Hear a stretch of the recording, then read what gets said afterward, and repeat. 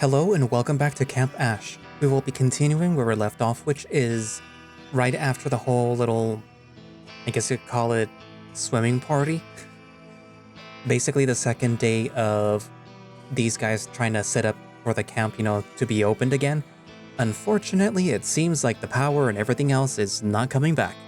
So, in true Echo fashion, this is probably when things are going to start to hit the fan. So yeah. How are Chip and Janice gonna get out of this? And I say that because it's their route right now, so Anyway, so what else? Chip sort of confessed, not Chip. Janice sort of confessed to Chip that she still doesn't feel good. But Chip was telling her like, oh well, it's good that you're talking to me right now, that we're talking about this, that we're not just bottling it up and, basically letting it fester, that we're more or less letting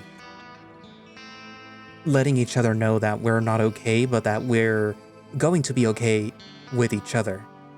Which I will at least tell you now that if you decide to sort of mess around while trying to do the Janice route, it does not end well. At least the conversation does not go well. That's what I should say instead.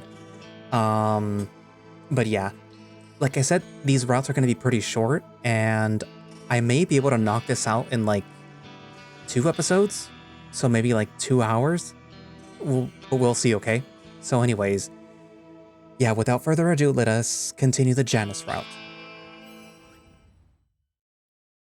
I crack an eye open in the dark room, head pounding as my bladder rouses me from a deep sleep. The room spins a bit as I shuffle out of bed, Dale next to me on his bed. I can't bring myself to look around the room to see if the others are still there, too afraid that I'll spill my dinner all over the floor. I'll just head to the bathroom by myself. I don't want to waste any more time. It still feels like I need to puke pretty badly. The air outside is almost warm. The moon is much brighter tonight, lighting most of the campground, enough for me to stumble to the staff restrooms without tripping over myself. I make it to the restroom and relieve myself without incident. Standing in front of the sink, I splash some cold water from the faucet on my face with my freshly washed paws. It helps wake me up and settle my stomach from the shock. My buzz is still going and I'm still feeling the effects of the weed, but I'm not seconds from barfing. Not having to worry about not pissing myself helps me stay focused too. Just as I'm ready to head back to my cabin, a figure passes in front of me, stumbling almost as much as I am. Jan? The figure stops and turns around. It starts to walk towards me, coming into focus in the dim light and my slightly blurred vision. Hey Chip, fancy running into you here. Her voice is as slurred as mine. Hey babe, fancy running into you here too. I meet her halfway, wrapping my arms around her waist. She puts her arms on my shoulders and nuzzles into my chest. We should head to bed before we do anything stupid. She doesn't let me go. We probably should. Both of us stay quiet for a few moments, my eyes dancing in hers as we stare at each other under the moonlight. And then my eyes are closed, meeting her muzzle into mine perfectly. It's sloppy and rough, carnal and efficient. Two lovers used to each other's size and shape and familiar with what they like. I pick her up into my arms, placing her gently against the building as we continue to make out. I run my paws along her sides, coaxing and feeling all the little spots that I know she loves. She starts to lower her paws from my shoulders, trailing down my thin and long stomach, fiddling with the belt on my pants. Chip, this is naughty. It is, babe, but I make a show of smelling her neck. You smell so good. It's turning me on. Well, you smell like an otter. I always do. It's turning me on, knowing how much I'm getting you going. Oh my god. I nibble on her ear gently, letting my tongue explore just a bit. Oh my god. She manages to mutter it out without moaning. I need you so badly, baby. She uses one of her paws to lift my paw from side and place it firmly over one of her. I squeeze it the way that she likes it, not too rough, not too soft, just how we've practiced over the years. She moans into my mouth just as a paw finishes unzipping my pants. She's in them a second later, fishing me out of my shorts. I'm hard and tripping for her, ready to give her what she wants. Follow me. Janice leads me, literally down into the base of the camp. We pass by the empty buildings. The sounds of insects and the cries of ferals in the distance accompany us in the moonlight. I start to soften, the cold and darkness getting to me. A few strokes from her paw gets me to full mass as we make it to the entrance. She takes a car key from her pocket and opens Duke's car, pulling the cover down, letting it sit out in the open. She fishes out a few blankets from under the passenger seat and places them in the back seat. How did you know that was there? My face is burning as my goes almost completely soft, afraid of the worst. Been planning this once you said that you were coming. Duke trusted me with a spare key while we were up here, and I've already wanted you in one of those. She pulls me into the back of the car and fondles me more. I nuzzle into her neck, licking and scraping my teeth against her most sensitive spots. Janice holds back her moans, writhing in pleasure as I work her over. I growl a bit. The squeaky otter noises makes most people laugh. Janice doesn't mind though. My sharp teeth are around her neck, gently poking into her. The coyote squeezes her knees together and lets out a girly and needy moan, the sound finally escaping her lips. My paw drifts up her skirt, enticing her more as I work her neck over with my mouth. She's starting to beg for it under her breath.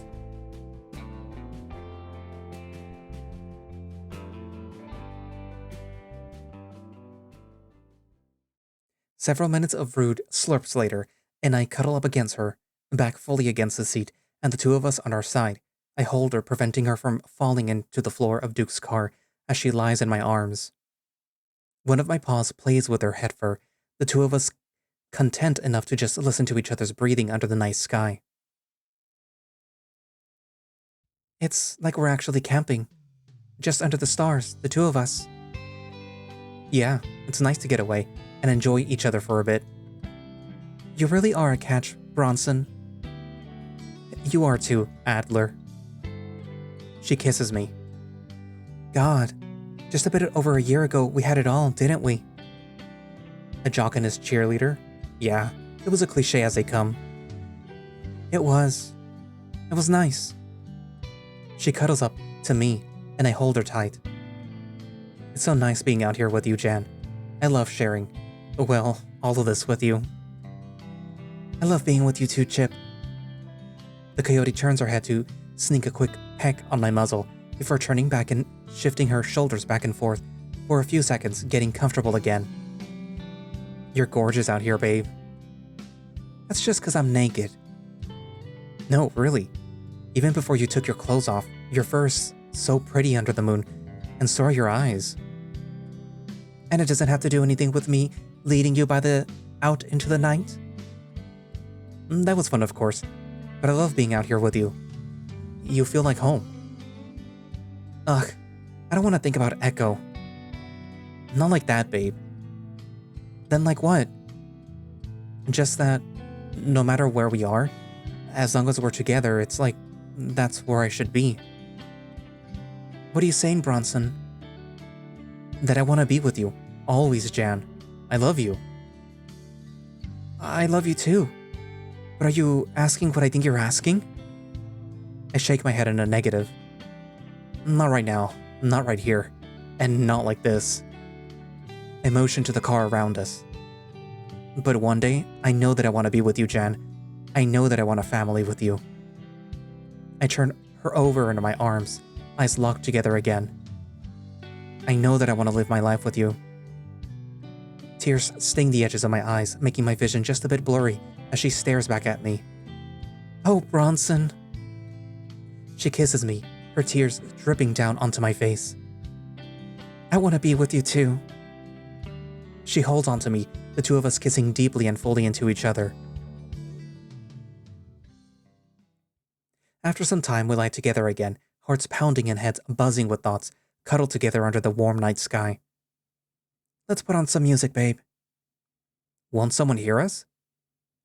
Only if they've heard us already. You were pretty loud. I'm sorry. It's okay, Chip. I like that I make you lose control. My face blushes as I reach towards the ignition, the spare key in my paw as I click it in and turn the car on, careful not to start the engine. The gauges turn on, radio buzzing with low static. I'll have to get one of his tapes. I fumble with the process, reaching over to the glove box, out and swinging along with my rudder butt, turned up to the night sky. I'm sure glad Janice doesn't seem to mind the otter smell as much as the others, especially after I got so excited with her. I managed to pull out a cassette tape, placing it into the relatively new and expensive player in the console, and make sure the volume is low before hitting play. We're met with the odd chanting and a cold open, but the rest of the song is really good. I can't stop this feeling. I return to the back of the car, pulling Janice to sit up alongside me, the coyote choosing to lean in and cuddle under my arm. My foot taps away at the song, Janice swaying back and forth, comfortably next to me. So Bronson, when are you going to ask me? Now, wouldn't that spoil the surprise? So, you are going to ask me? One day, Jan. One day. Are you going to want multiple wives like your pa? I don't know if I can do that, but if you have to, can I be the head wife? I don't want to live like that. But if we did, could I be the head wife? Yes, Adler, you can be the head wife. That's exactly what I wanted to hear. She cuddles up next to me. I pat her shoulder a few times. I just stay a victim. If I can, for sure. Well, I figured once that I get a good and stable job and can provide for us, I'll ask you then. Can that even happen in Echo? I'm not so sure. Even if Miriam comes back and helps out the town with her fancy degree, do you think that it would change right away? I don't think that it's ever going to change, to be honest. Well then, let's get out. Like we said, we'll move away and leave that all behind us, somewhere with good jobs and a nicer diner for you to work in. I don't want to be in a diner my whole life. Get a really good job so that I don't have to work. How am I supposed to work while pregnant? Who said that we're having coyote children? Well, who said that we're having otters? I don't want to be tempted to drown them in the bathtub that they'll be in so often. Wow. Well, maybe we can adopt a different species. You know, we can ask Ernesto. I think I read somewhere that the red wolves are endangered. I don't want any Hispanic kids. My God. Jesus, lady. Well, that's one way to be blunt about it. I don't think that I could cook for them like that. All I know is cheap American food. Would that matter if we raise them? I think so. Women get cravings when they're pregnant. Maybe all that food stuff is tied up in our DNA. I don't know enough about all of that to contest what she's saying. Jesus. That could be a problem, yeah. Plus, I'm still mad at him for asking you to ride up the mountain with them. Yeah, that was pretty wild. Well, you did the right thing, so that's what matters in the end. I really don't think that there was a wrong or right choice, but I don't want to spoil the mood. And I'm believing that you're in love with me. Janice sits back, playing with my head for now.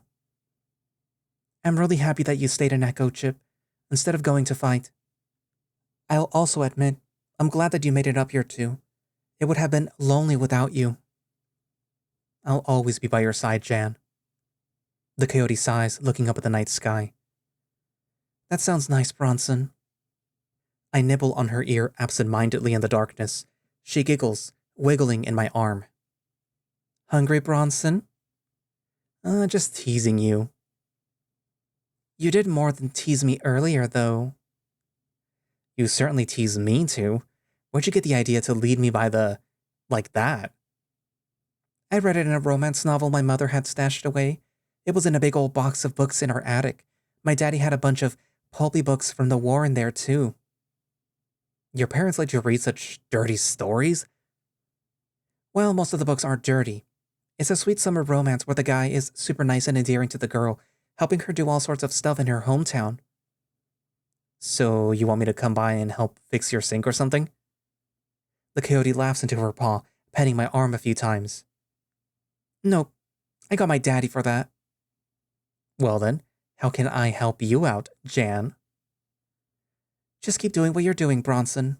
I like you for you. That was just some trashy romance novel. It sounds pretty kinky to me. To just be in some throwaway novel. Well, that's just to tease you to get you to buy the book. The real good parts are reading about a nice man and how it conflicts with a girl's independence. She has to make a choice on how much to give up to live with a guy. That doesn't sound very forward thinking to me. But it's romantic. Sometimes you gotta give a part of yourself. Gotta let someone in to be happy. Well, you let me in all the time. Janice baps my nose. Hey. You know what I mean. I swear you're such a perv sometimes, Bronson. You're the one that likes me to taste my own. I just think that it'd be hot to watch it with another guy one time. Now you sound like Trisha. Besides, you usually have the most to say about any queers you see. I take a second to think. Well, except for Duke, of course. It's not gay if it's for a girl. Is that true? She baps my nose again, this time a little harder. Don't sound so eager next time. But you said that you wanted to see it. Turn the radio off, Chip. It's getting late. Just before I sit up to turn off the radio starts to sputter, the song cutting as the lights on the dash slowly dim. Oh shit, what did you do, Chip? I didn't do anything. Shit, did we kill the battery? We weren't using it that long, right? I sit up now, reaching over and taking out the keys of the ignition, placing them in the pile on Janice's clothes. Shit, Duke's gonna kill us. We can just not tell him. Doesn't that make us assholes? So does fucking in the back of a car. He's such a perv. He might like it. Well, we can just get a jump from Miriam's truck. I'm sure that she'd be able to fix it without even having to go down the mountain. Maybe Ernesto can take a look at it. Is it okay to leave till then? It should be. Henry will be back tomorrow and maybe he can look at it too. Or get a battery from the city. We're not in the complete middle of nowhere. If you think it's okay. Yeah, it'll be better that way. I sit back down, Janice cuddling back into me. We talk into the night, going back and forth, that we should head back to our cabins before we fall asleep naked in the back of Duke's car. At some point, we both fall asleep, wrapped in each other's arms. The warmth of the summer sun finally stirs me from sleep. Janice is wrapped in my arms, the two of us on the pile of sheets in the back of Duke's car. It's past early morning, probably past the time Janice should be up with Dale to work on the kitchen. Shit, the counselors might be here soon, and we're just in the fucking parking lot. I nudge Janice a few times. Babe, wake up. You gotta get dressed. She mumbles in her sleep, cuddling back into me a few times instead of waking up. Jan, come on. We gotta get to work. I also don't want Duke to see your tits. She stretches in my arms, finally starting to wake up. Just a few more minutes. This is the first time that I slept well in a week. She doesn't open her eyes, putting a sheet over her naked body. It's mid-morning already, and we're still butt naked in the back of Duke's car. Her eyes pop open as she sits straight up in the backseat with me. We weren't supposed to fall asleep back here. I know. It all got away from us. Shit, babe. We both fell asleep. Sorry. Come on. Let me help you find your clothes first. We scramble in the backseat, picking up most of Janice's clothes from within the car. I find her blouse at the back of the car on the floor, covered in dirt. I'll just wear it for now. I can say that I fell or something. I only managed to find my underwear and pants after a few minutes. It was nice, though. I've been so sore and tired since... She takes a moment to breathe a few times. Stopping so suddenly. But we finally got to relax and unwind. It's helped a lot. I think I know what you mean. I haven't really felt like myself. Physically. I'll get better in a few days, but this is probably for the best. The weed definitely helped with some of the shakes, like you said. She nuzzles into my bare chest a few times. Put your tank top back on before we head back. This is already so embarrassing. I can't find it. Maybe it'll show up later. Let me go just put on another one from my luggage. No, they're all probably at the mess hall wondering where we are by now. I don't think that it's the end of the world if they find out that we had sex, Jan. I don't want to look like a whore fucking in the back of my friend's car, though. I make sure not to tell her that's exactly what she did, though. Okay. I'll keep looking. We can say that we went for a walk or something this morning, and we lost track of time. That's better, I guess. If anything, maybe they'll think that we just went to make out. She climbs out of the car, heading towards the rest of the camp. I'm gonna go see if Dale needs help. Head down to the boathouse or something. We can say that we separated ways to start working after our walk. Okay, yeah. It doesn't make any sense. Why is she so embarrassed about all of this now? After everything. Janice turns a corner around the assembly hall and disappears out of sight. I get on my knees, laying myself flat to look under the car for my shirt. Ah! Janice screams a moment later, blood curdling and primal. I'm coming. I'm on my feet in an instant, sprinting faster than any time before in my life. Hold on, My words are caught in my throat as I turn the corner towards the open field that makes up the camper cabins. Janice is fine, kneeling on the ground, just a few feet in front of me. She's crying, pointing towards the middle of the field.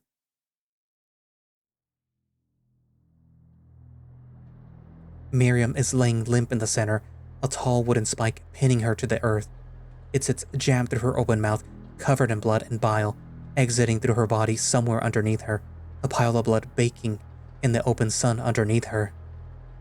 It's tall enough that her limbs hang limp off the floor, dangling in the air. Her tail is long enough to just coil on the grass. Help her! Do something, Chip! Miriam's eyes sit unblinking, staring straight up into the sun. She hangs there, unmoving. Help her! My legs don't move. Oh my god, somebody help! Janice runs along the path, heading towards the mess hall. Janice! Janice, come back here! We need to stay together! Whoever did this is still out there, and my girlfriend just ran off by herself. I'm able to catch up next to Janice, coming up to the next tier of the camp at the front of the mess hall, just as she runs inside. I barge through the doors a second later. Janice is wailing in Duke's arms, completely incomprehensible. What the fuck is going on? Trisha is behind the weasel at the table. Did you hurt her, Bronson? What? No, of course not. Janice, what did he do? Me. Before Janice can finish, Ernesto and Dale walk through the front door. Their faces are red and clothes frumpy. Their faces drop seeing the situation going on. You guys, you need a few minutes? I'm not late on starting breakfast, am I? Where's Miriam? She isn't with any of you guys? Answer me, Chip. Wait, you need to listen to me. Something else is... Miriam's hurt. Janice finally gets it out, puking all over Duke as her emotions catch up to her. The fuck? This isn't the time for games. This isn't funny, guys. Duke pushes Janice away, the coyote falling to the floor. Don't fucking hurt her, asshole. I run over to Janice, bending down to help lift her off the floor. She trembles in my arms, weak and tired. The weasel takes off his vomit-covered shirt, throwing it to the side. I'm tired of your fucking junkies always fucking shit up. You two get lost last night, fucking and shoot up in the woods? We didn't. Somebody needs to help her, please. Janice is pulling at my arm, trying to get me to get out of the building. Jan. What happened? Where is she?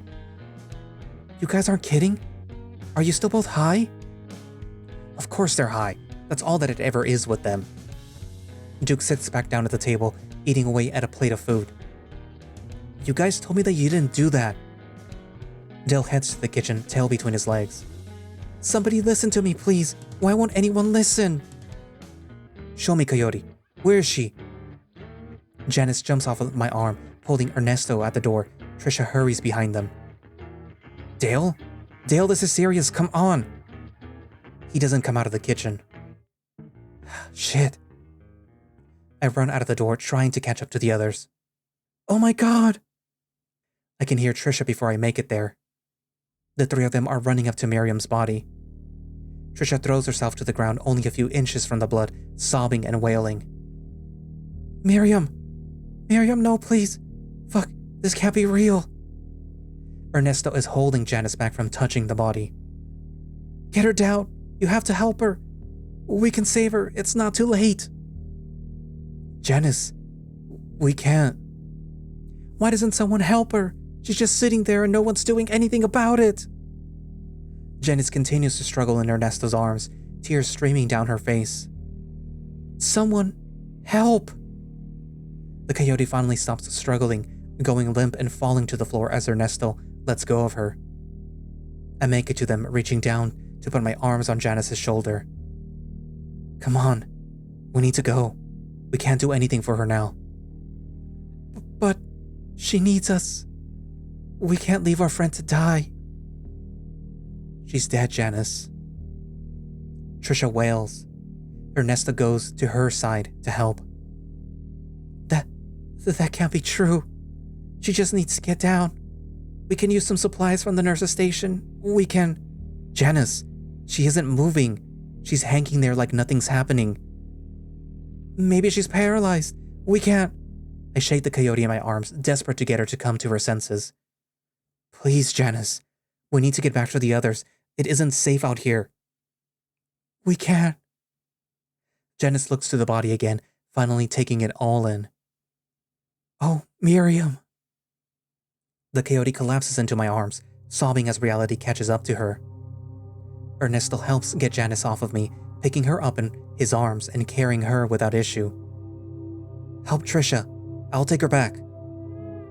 I get Trisha off the ground, the sheep able to stand on her own. Once I get her moving, the four of us head back to the mess hall, Janice and Trisha crying the whole way.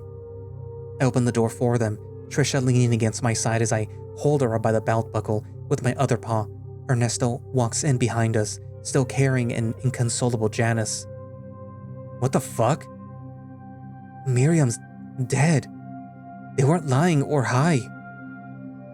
Dale drops a few plates in the back. Where's Miriam? Is she hurt? None of us say anything. Dale comes from the kitchen, jogging up to the rest of us. Where's Miriam? What's going on? She's dead. Dale covers his mouth with his paws. Shut the hell up. I told you this wasn't funny. Ernesto places Janice into a chair, the coyote letting herself fall to the table, paws going to the top of her head. It isn't pretty. Did she fall or something? Freeze going for a midnight swim? What the fuck is going on? Fucking tell me! There's a stick or spike or something. And? It's going through her mouth. And through all of her. I told you not to play around like this. She's strung up like skewered meat. He's not joking. I don't believe this. Where is she? We need to stay together. It's not safe. In the center of the camper cabins. Right in the middle of the field. Duke stands up, heading outside without a word. Are you going with him, Otter? No. I don't want to see that. Trisha sits next to Janice, doing her best to console the coyote. We need to go now. We can't wait for the director anymore. It isn't safe here. Yeah, let's get out of here. The money isn't worth it anymore. Do we just leave her there? Like that? We shouldn't move her, right? Even if we don't leave, some feral animals are going to get to her eventually. We're going to get the cops, and they can get her. How long is that going to take? It's only an hour to Pueblo, and we don't even have to go that far. Is it? How long did it take us to get here? Maybe a few hours. And Henry isn't back yet either. He was supposed to be back over 24 hours ago. We can't just leave her like that, all alone here. We can cover the body up at least, with a sheet or something. What about the counselors? They're supposed to arrive on a bus today. Sometime soon too. Shit, we shouldn't leave a bunch of kids on a bus out here on their own. Do we wait for the bus then? Tell them to get the hell down and ride with them back? Are they even going to make it back up here? There's an uncomfortable silence. 4 of us stay and 2 of us go. I'll go on my bike. It should be faster. Sheep, do you want to go with me? I'm not leaving her body here. Not like this. Should I take your girlfriend, Chip? I don't want her here. It's not safe. Let me ask her. I take the seat next to Janice. She had just stopped crying. Hey, babe. Yeah? Ernesto was going to go get help. For Miriam. Okay. Do you want to go with him? You guys will be safer out of here. I don't want to leave you, babe. It's not safe here, though. We should... That's why I can't leave you. I wouldn't forgive myself if something happened to you and I just left. Okay. We'll think of something else. I think all the men should stay here, in case things don't go well. That's what I was thinking. Should we try to get the gun, even though it's locked up? At this point, it might be worth trying to break into it, yeah. We need to make sure to get a rock or something on the way, something so that we can break open the lock. Maybe there's something in the kitchen that will help? It can't hurt. I'll get the knives. Huh? Dale, get the knives. The big ones. Do you think that we might need them? If we need a gun, maybe. Dale runs back to the kitchen to get weapons for us. Where's the weasel? Shit, Duke isn't back yet. I'm gonna go look for him. We shouldn't split up now. Someone is here with us. We have to. A loud clang of more pots and pans rings out from the kitchen. Dale? Wait, no! Dale yells out, but it's cut off, followed by more clanging from the back. The back door! Ernesto was on his feet, running towards the kitchen. I'm only a few steps behind him. We burst through the kitchen door. Dale is on the ground, holding his arm in a paw. Blood pours from an apparent wound. There is a man above him, one that wasn't with us on the mountain earlier. He is a tall black bear, wearing a tawny leather vest with accompanying leather chaps, and only a pair of uncomfortably tight ratty white underwear between the gaps of the chaps. The man is much taller and wider than Dale. His arms are impossibly built, legs pure strength. His pecs and stomach are large and barrel-like, and despite their size are fully muscular and taut. He has a scarred and disfigured face, tissue folds in on itself, obscuring most of his eyes and nose with a malformed flesh. He has a blood-soaked machete in one paw, raised high into the air. No! Dale is throwing pots and pans at the bear with one good arm, trying to fend him off as he crawls away from the intruder. Otter! Ernesto grabs a particularly heavy cast iron pot from a stovetop and throws it directly at the bear's face with a two-handed spin toss. It bounces off the bear's skull with a clang, falling pathetically to the floor. What? I grab the fire extinguisher off the wall, aiming the nozzle at the unknown assailant. Get Dale up. We need to go. I release the lock and proceed to start dousing the bear in a spray of thick foam, the repellent covering the bear and kitchen as I try to distract him. Ernesto was helping Dale to his feet as the bear walks out of the spray, still completely unfazed. Look out! The bear spins the machete around on his wrist and stabs down into the floor right above Ernesto's back. The wolf dodges out of the way at the last second, doing his best to drag Dale along. It's not enough, though. Dale's leg gets impaled by the blade, straight through his thigh. Oh my god! Fuck! Dale! Trisha and Janice run through the kitchen door now. Their faces are long and twisted. The bear rips his machete out of Dale's leg at an angle, slicing the otter's muscle and probably tearing a bit of Dale's leg bone in the process. Ah! We have to run. We can't. Trisha doesn't finish her sentence. Running out of the door back into the main area, Ernesto comes to a crashing clang against the wall, staring back at the bear, probably sizing up the man that he was about to fist fight. Dale, you have to help him. We can't leave him. I throw the fire extinguisher at the bear, countless hours of football practice coming back to me in the moment. The metal canister lands directly on the man's face with a thud, falling to the floor a moment later like it had just been thrown against a brick wall. Fucking die, asshole! Ernesto stabs the bear with a knife that had fallen to the floor, the blade piercing straight through the stranger's neck. The bear finally collapses, straight backwards onto the kitchen floor. The room shakes with the weight of this impact. It fucking hurts! Help! Dale is gripping his leg, face reddened with agony. Get him out of here! Drag him to the other room! Fuck, wait, it's gonna hurt! We can't stay here, Nutria. Ernesto hooks his arms under Dale's arm, the otter wincing in pain. Wait! Dale screams as Ernesto drags him through the swivel kitchen doors. I take Janice's paw, pulling her right behind me back into the main dining room. We should clean and bandage the wound before it gets infected. I don't think that we can take him to Duke's car or your bike, Ernesto. We'll have to get the keys to the truck and put him in the back. We're not doing that. There's no other way. But Miriam had the keys on her. There's no other choice. We can't leave Dale here. Shit. This really hurts. I don't think that I'm gonna make it. We'll find you a splint to bite down on, but this isn't a choice. The wound isn't that bad. As long as it gets cleaned up, you'll be fine. It feels like a part of my leg is missing. Luckily, there's enough of you to go around. Ernesto pats Dale's shoulder a few times. Ugh. Janice turns around, annoyed. Ernesto sneaks in a quick lick on the side of Dale's face when he thinks that I'm not looking as I go to get Janice.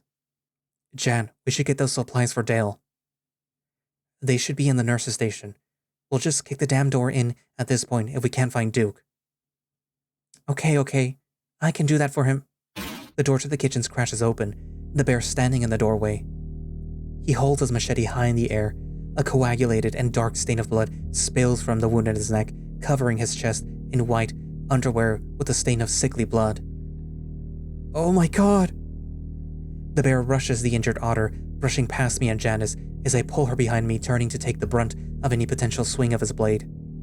Ernesto barely has time to react, getting up on his feet and taking a low stance to try and fight the bear with just his balled fists. The collision sends Ernesto back, the bear only managing to take the time to put up a single paw, enough strength and speed in it to send Ernesto barreling to the floor. Dale manages to flop onto his stomach and crawl away a few inches on his one good knee. Dale! The bear grabs the other otter by his tail, dragging the screaming man back towards him. No! The machete comes down hard over Dale's head, shattering his skull and slicing down more than halfway through Dale's face. Dale's body goes rigid, with rivulets of blood escaping the gash, separating his face in half. The bear pulls the blade out, hacking down over and over again through Dale's skull. The otter's brains become mincemeat, spilling out in an eruption of gore and giblets against the cold, hard floor of the mess hall. I grab Janice's wrist and pull her to the door, tears streaming down my eyes the whole way. She doesn't put up much of a fight this time, hopefully realizing that there truly isn't anything that we can do. We crash through the front door back into the sun. What are we doing? Why are we stopping? I don't know where to go. Trisha isn't here. Then why don't we leave Dale? Janice! I lift my right paw into the air, paw outstretched in preparation for a slap. Just like how my father treats his wives. She flinches at the sudden movement, eyes wide and afraid. I don't let go of her wrist. I'm sorry, I didn't mean to. I wasn't going to. Ernesto bursts through the front door a moment later, the wolf's eyes wide with fear. I'm going down the mountain on my bike right now. We can't stay here. Get the keys from Miriam's pocket. We're leaving. I have Duke's car keys. Good. Get the car going and come with me then. Are we just leaving Duke and Trisha here? What choice do we have? I stabbed the maniac in the throat and he just got back up and killed. Ernest starts to cry, the impact finally catching up to him too. There's nothing that we can do. I can't be here right now. I don't want to leave. We can get the gun. Janice, we can just leave. Get the cops and let them deal with it. I don't trust the police, and neither should you. We don't have a choice. Did you see that guy? I don't even know if a gun is going to slow him down. You two are crazy. We shouldn't split up. Do what you want. It's too dangerous. Janice, we need to leave with him. Please. We shouldn't. That bear killed Dale. He was your closest friend and one of mine too. We can't abandon him like we did Miriam. Janice, this is crazy. You know how to shoot a hunting rifle? You're even good at it. Out of feral animals, this is a person. Ernesto has run down the path towards his motorcycle. Choose Chip, right now.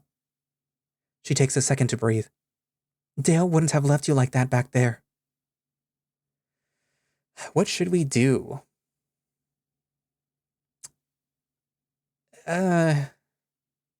Let's try and get the gun. The sane choice would be this, but we're not being very sane, are we? Okay, we'll go get the gun. You're right. Ernesto. The wolf stops, turning to look back at us. Me and Jen are going to stay. Tell the cops not to shoot us when they get here, please. Ernesto grips his paws on his head, annoyance clear on his face. Hold on. The wolf jogs back up to us towards the mess hall. He sighs loudly when he reaches us. I'm not leaving you two here to die on your own.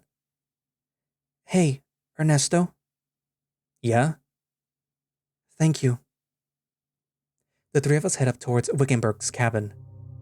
The buildings are lonely now, feeling emptier than when we arrived. The mid-morning sun is ramping up hotter and hotter. It makes sense. There's definitely less of us now. It doesn't take long for our quick walking speed to increase to a jog, the seriousness of the situation weighing down heavier and heavier on us. We make it to Wickenburg's cabin in one piece, sweating and panting from the exertion. Is it unlocked? Ernesto tries the front door, pulling on them only to be stopped by the click of the locks. Yeah, no one's gone this way. Ernesto fishes the keys out of his pocket. Shit, I hope Trisha is okay. Do you think that she's here? She said that she wanted to get the gun before leaving, so I hope so. The wolf unlocks the door, and we step inside. The place is a mess, furniture shoved around and kitchen cabinets mostly emptied. Trisha! Janice yells into the building. Don't make so much noise. Ernesto shushes her, covering her mouth with a paw. Don't fucking touch me. Janice pushes away the wolf and stumbles towards the center of the room. She puts her paws on her hips and looks at both of us with an anger in her eyes. Are you just gonna let him manhandle me and boss me around? Babe, let's calm down, okay? We don't know what's going on. We should just stay calm. Ugh. No, we're trying to do our best to make it out of this safe. Ernesto is right. We need to stay quiet. We shouldn't let the bear know where we are. This isn't fair.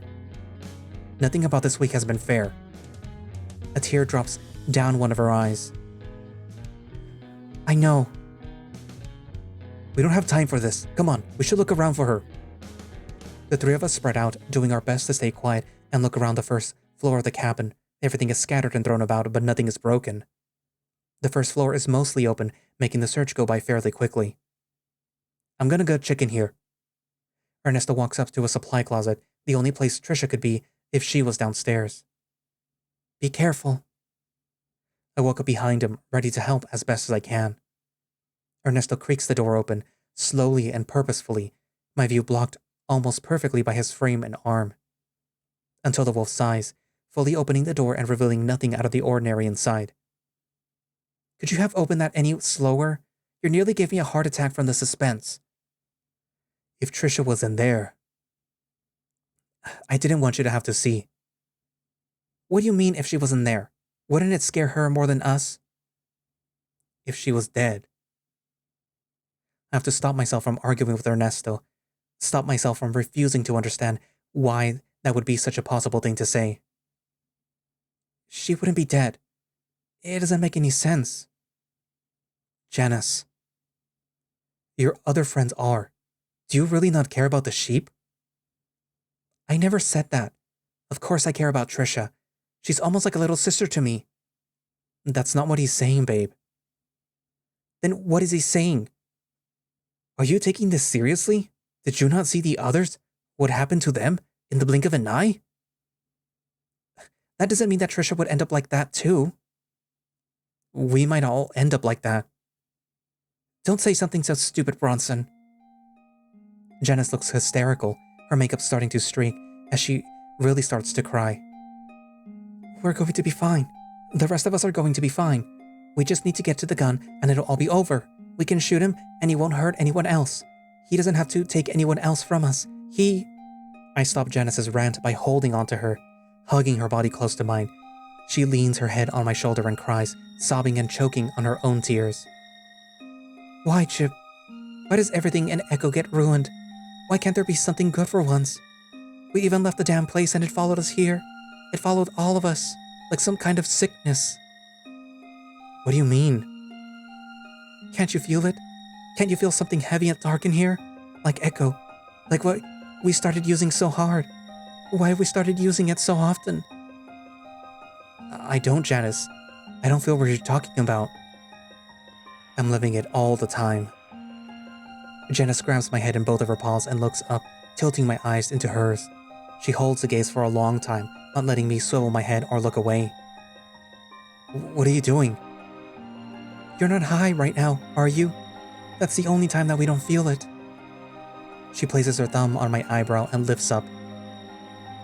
I can always see it in your eyes. I shake my head hard enough to get Janice to stop and let go of me. Stop that. We don't have time for that. Would you tell me if you were? Of course I would, especially with how serious things are right now and how unserious you're taking it. She looks around awkwardly for a few seconds. Thank you. And sorry. I'm just kind of a wreck right now. It's okay, Jan. Come here. I kiss her on the forehead. Come on, we should check the second floor. Also get away from here in case that bear shows up so he doesn't find us just sitting out in the open. We step over the mess, creeping up towards the staircase. I'm going to get a knife from the kitchen. I creep over the small area, fishing out a large butcher knife from a pile of utensils on the ground. We get up the stairs as quietly as we can, wooden beams creaking underfoot most of the way up. An open hallway of doors surrounds the edges of the cabin walls, each leading to a different unexplored room. The door to Henry's office is slightly ajar in the hallway.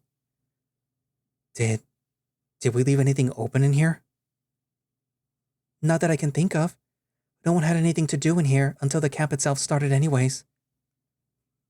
I haven't fully gone through the cabin either. Wasn't much point without the power. Let's check this one then, in case anyone's inside. What if the bear is in there? We'll be quiet then. Ernesto motions with his paws at me and then towards the door. We creep towards it, doing our best to not creak on any of the second floor floorboards.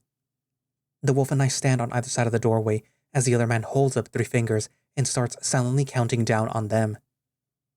On 0, we burst into the room, weapons at the ready to fight for our lives. Trisha falls over on the chair, piles of papers scattered everywhere in the air. Why did you do that? We thought the bear was in here. And you were just going to what? Beat him up? Maybe. We just thought that we should get the gun. What are you doing here? Same thing. I came to get the hunting rifle out of the safe. Why did you run off earlier, Trisha? Because everything's happening like I was afraid that it was going to. What? Where's Dale? No. The sheep collapses onto herself, paws covering her eyes as sniffles and sobs ring out. This can't be happening. Why is this happening to us? Why is this happening? Trisha wipes her face on her blouse, a ream of snot sticking to it. Have you guys seen Duke? No, not yet. I see. She shudders. We have to keep going either way. We have to stay strong. Were you able to get the gun cabinet open? No, I tried prying it open and hitting it with some of the stuff around the kitchen, but it's completely solid. Ernesto sizes up the cabinet, trying to pull on the metal door against the wall that it's attached to get it to budge. That's good quality. We need something so powerful as the gun to open it up without the key. I've been looking for that too, which is why it's so messy downstairs. Did you hear me call for you? Well, when did you do that? Just a few minutes ago, right before we walked up the stairs. We came straight to this office even. Not at all. I was too busy reading the papers that I found. Trisha, we could have been that bear and you weren't paying any attention. I know, but it's important. What can be more important than staying alive? Well, I had the paper in my paw when you guys walked in, but... She gestures to the mess of papers scattered around. I lost it in this mess. What did it say? I didn't get very far, but it named him. Trisha closes her eyes and breathes slowly. He's called the Camp Slasher. He was a staff member who died here almost a decade ago. They knew about him, and were going to open up anyways? It was just an urban legend. There was an accident by the lake with a boat. He was the maintenance guy fixing an engine on the shoreline. He fell in and got his head taken off by another out-of-control boat. Oh my god.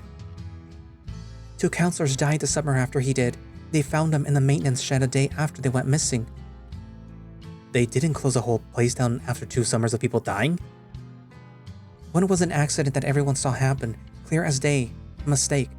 And the 2 counselors were ruled on accident too. They didn't have any kind of wounds people could see, nothing to close down the camp for. And what, people just spread a rumor about some zombie doing it? It looks like it. There was more. We can find the paper and check it out. Here, help me look. Is this really the best thing that we can do right now? Looking for that paper? Ernesto is cut off at the door to the office slamming open, the bear from the mess hall standing in the doorway.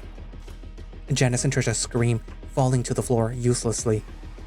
Ernesto readies himself to fight again, fists cocked and ready to punch. I stand next to him, knife at the ready to defend myself. Shit, we can't get around him. Do something, Chip. Janice and Trisha have managed to scurry behind the director's desk as far back from the door as they could make it. Why are you doing this? Who are you? The bear responds by raising his machete high in the air, ready to bring it down on Ernesto and me. Fuck this. I throw the knife at the bear, impaling him in the chest. He grunts, dropping his machete as he goes to pull it out. Run! Janice scurries past Ernesto and me, the 2 of us right behind her. Trisha hesitates for a moment, eyeing the stack of papers. It's not worth it! The sheep relents, tearing herself away and running to the door. Just as the bear recovers, he stands back up, ignoring the machete and grabbing Trisha by her wool, lifting our friend into the air while a thick and heavy paw dangles her above the floor. Ah! Let me go! Trisha! We can't. The bear growls, baring his teeth and snarling at the sheep, showing any kind of emotion for the first time. Just run! Don't die for me! Chip, do something! I have to make a decision. Gee, what should I do? We're gonna try to help Trisha. I have to help Trisha. The bear's machete is on the floor, a few feet to the side. I dive for it, throwing my body to the ground and manage to snag it by its handle before the bear can pick it back up. Fucking die, asshole! I swing the blade with both paws, directly at his midsection. The bear pivots, a screaming Trisha to block the blade, my heavy swinging slicing halfway through one of Trisha's thighs. Ah! No! What have I done? Trisha. I try to pull the machete back. The tugging only makes the sheep scream out of pain. The bear punches me with his free paw, sending me scattered to the floor, my vision going black for a second as a ringing sound erupts in my ears. I can't tell what's happening anymore, not really. There's some screaming, the sound of hacking, and a heavy thud on the floor. By the time that I come to, Ernesto is dragging me on the ground, pulling me by under my arms, while Janice slams the front door of the cabin closed. Janice stumbles away, emptying her stomach into the grass. Come on, we can't stay here like this. Trisha. We can't keep losing people. We can't keep losing my friends. I can't do this anymore. Janice, baby, we need to go. I'm so tired. She doesn't move when I pull on her arm again. Look at me, Jan. Look at me, please. Her eyes are hollow, devoid of any kind of emotion. We have to go, okay? We can't just stay here. Do you hear me? When is it going to stop, Chip? When is it going to get better? I don't know. She finally holds my paw. Let's go. We head down the hill, away from the director's cabin. The afternoon sun cooking us alive. Miriam is still skewered to the pole.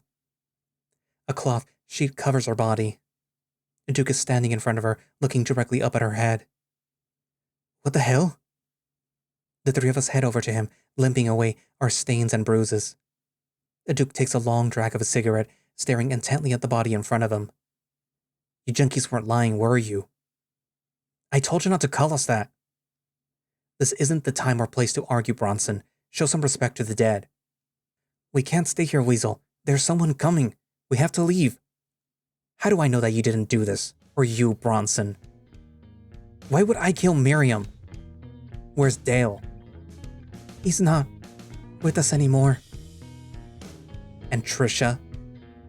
She... The Weasel flicks a cigarette into the grass, not bothering to put it out. I don't believe any of this shit.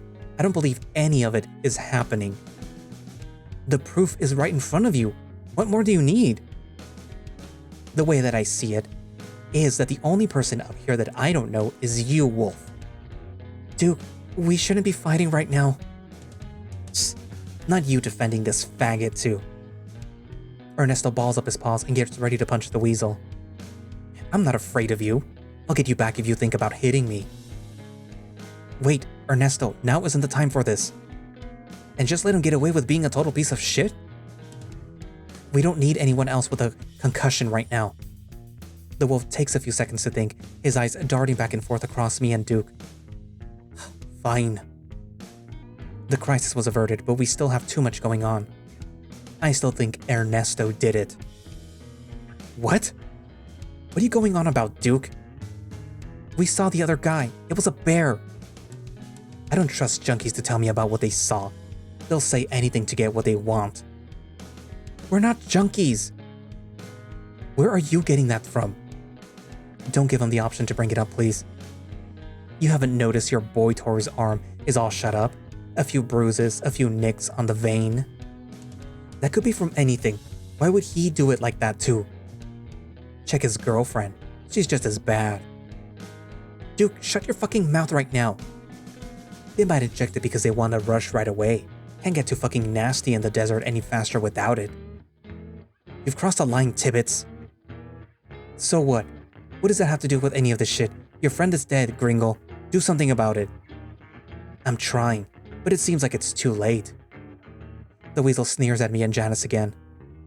They're both probably already sucking your dick for more. He spits into the dirt. Unless they lied and brought some more here. Maybe they're just sucking it for fun.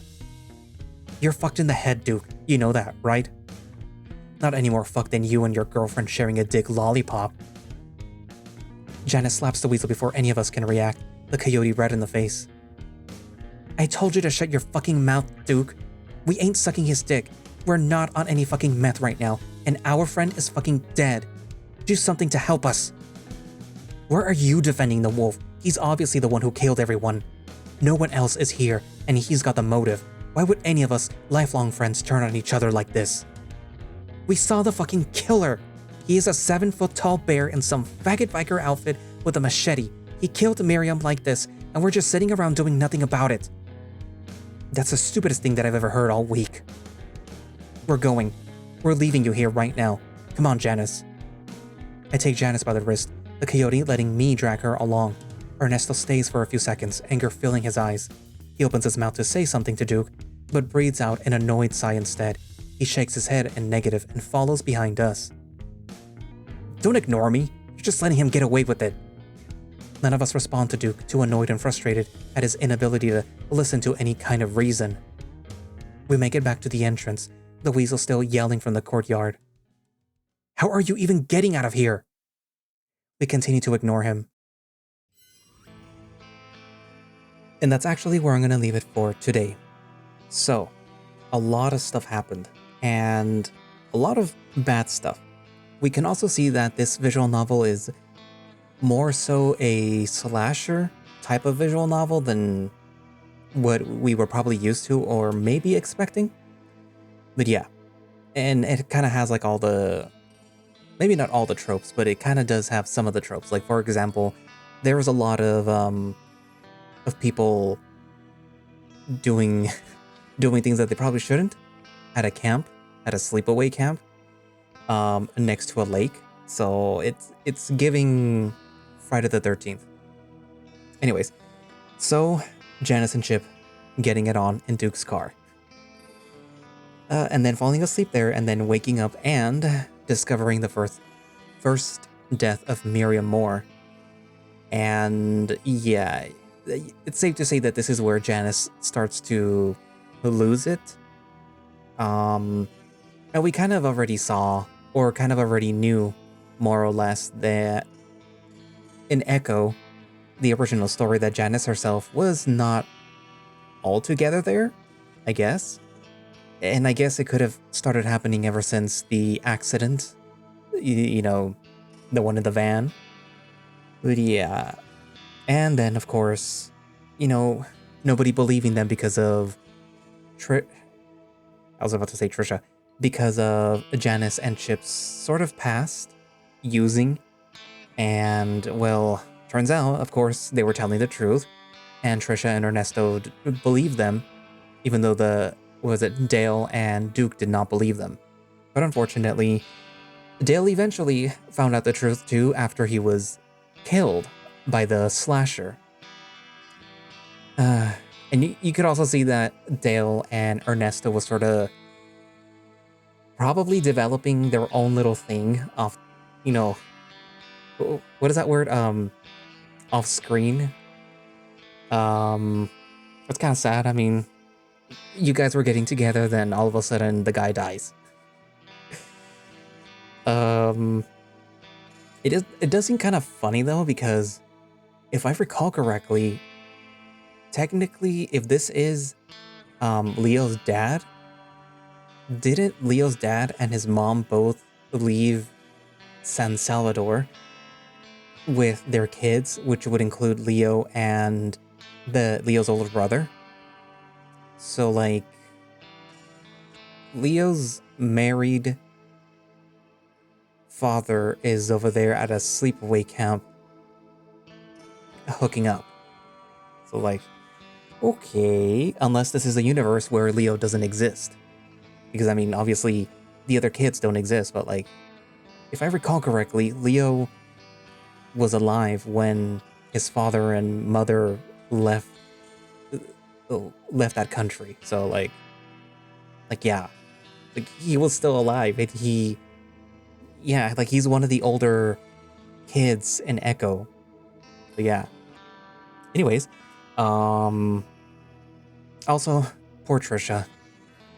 I kind of get a vibe from Trisha that perhaps she already knew. I mean, she does more or less say that she already kind of knew that this was going to happen.